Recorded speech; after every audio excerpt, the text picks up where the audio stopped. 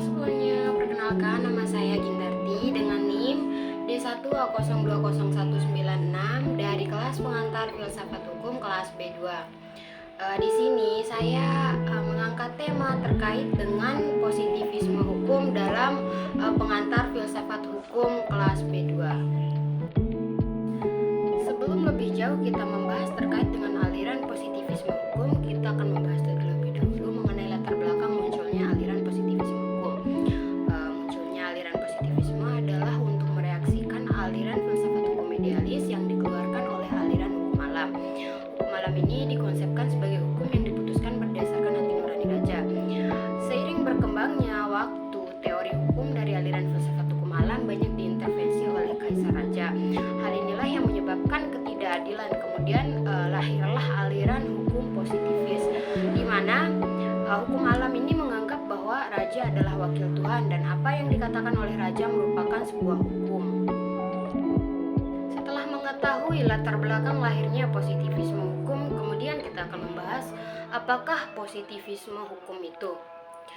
Positivisme hukum adalah suatu aliran yang sejak awal abad 19 amat memengaruhi banyak pemikiran di berbagai bidang ilmu tentang kehidupan manusia. Dipengaruhi oleh paradigma berpikirnya Galilean atau Isaac Newton dalam kurung Newtonia dan Auguste Comte atau Comtean. Positivisme sama dengan konsep kebenaran yang menolak finalitas dalam kehidupan, di mana Galilean memandang semesta adalah situasi acak dari suatu jumlah hubungan kausa efek yang tak terhingga. Positivisme Galilean mengkritik konsep tentang kebenaran yang sudah diniscayakan berdasarkan kodrat-kodratnya sejak awal kejadiannya dan sifatnya sudah final.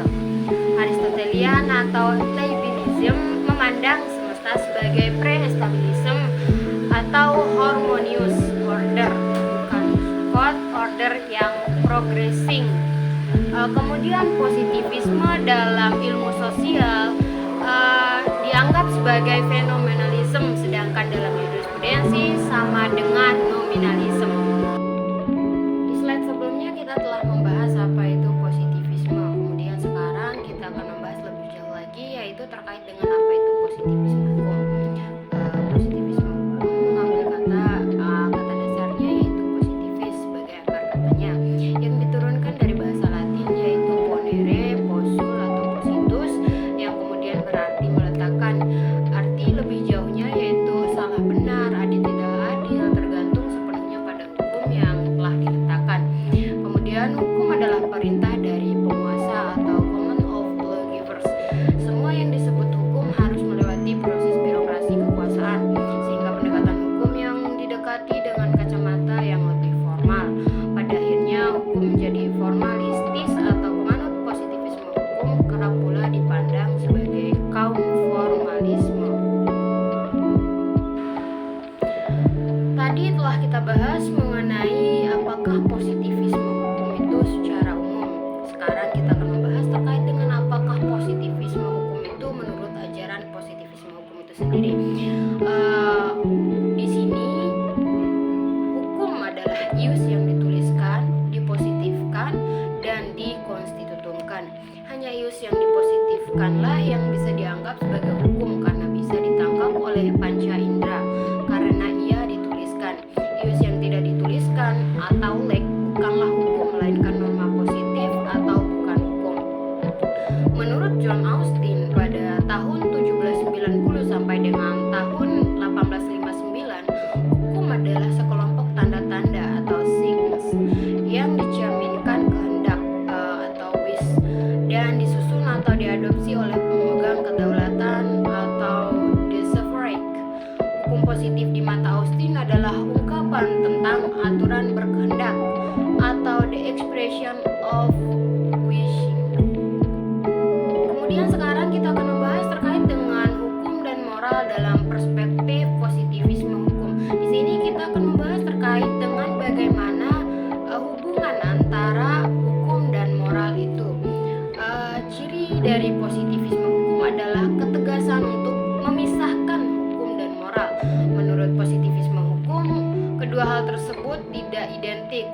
umumnya hukum dapat saja bertentangan dengan moral, namun ia tetap sah sebagai hukum.